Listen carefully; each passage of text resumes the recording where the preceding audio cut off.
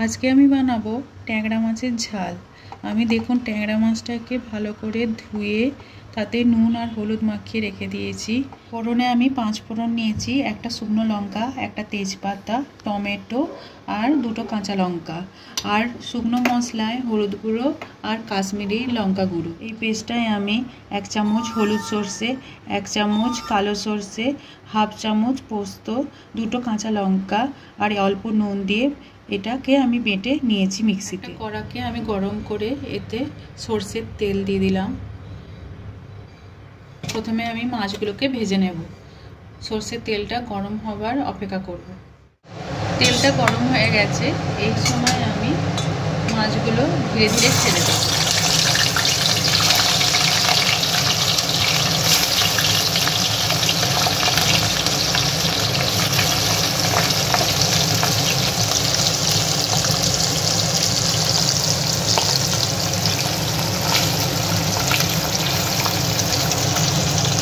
মাছগুলো আমি উল্টে পাল্টে আগে ভেজে নেব।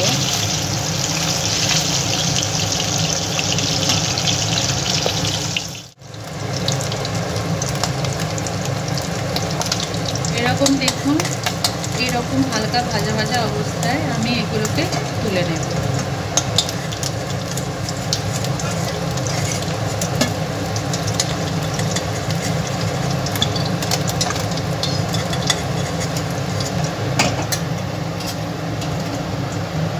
এরপর বাকিগুলো আমি ভেজে নেব।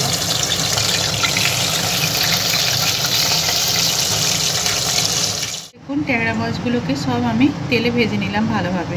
এরপর আমি কড়াইয়ে বাকি তেলে ফোড়ন হিসাবে আমি দেব প্রথমে একটা শুকনো লঙ্কা, তারপরে তেজপাতা, তারপরে 5 ফোড়ন দিয়ে দেবো।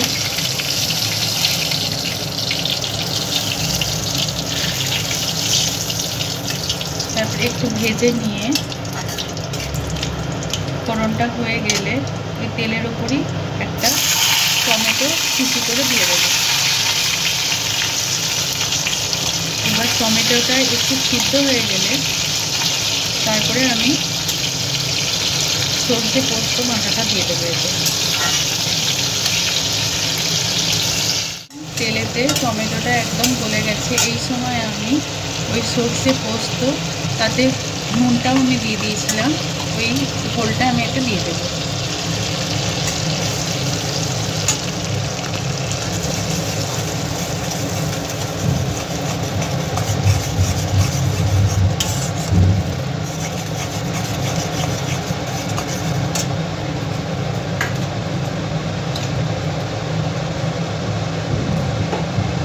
একটু জল দিয়ে দেবো।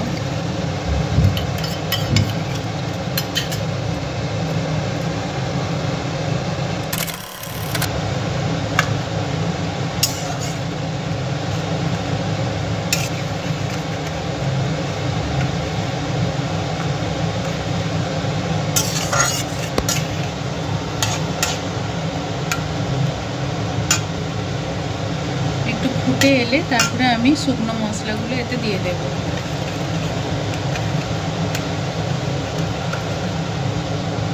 এবার দেখুন ফুটে এসছে, এই সময় আমি হলুদ গুঁড়ো আর কাশ্মীরি লঙ্কা গুঁড়ো এতে দিয়ে দেব।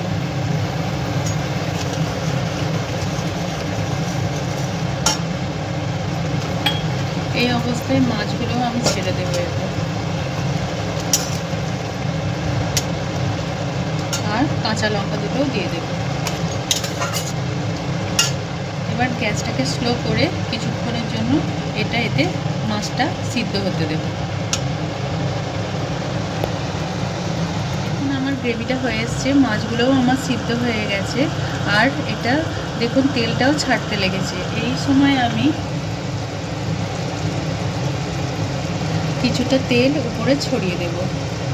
কাঁচা তেল ছড়িয়ে দিয়ে আমি এটাকে গ্যাসটা অফ করে দেব। আমার ট্যাংরা মাছের ঝাল একদম রেডি পরিবেশনের জন্য। এখন আমার ট্যাংরা মাছের ঝাল একদম রেডি পরিবেশনের জন্য। এটা গরম ভাতের সঙ্গে অপূর্ব লাগে। আমার রেসিপিটা যদি আপনাদের ভালো লেগে থাকে আমার চ্যানেলটি সাবস্ক্রাইবের জন্য অনুরোধ রইল। ধন্যবাদ।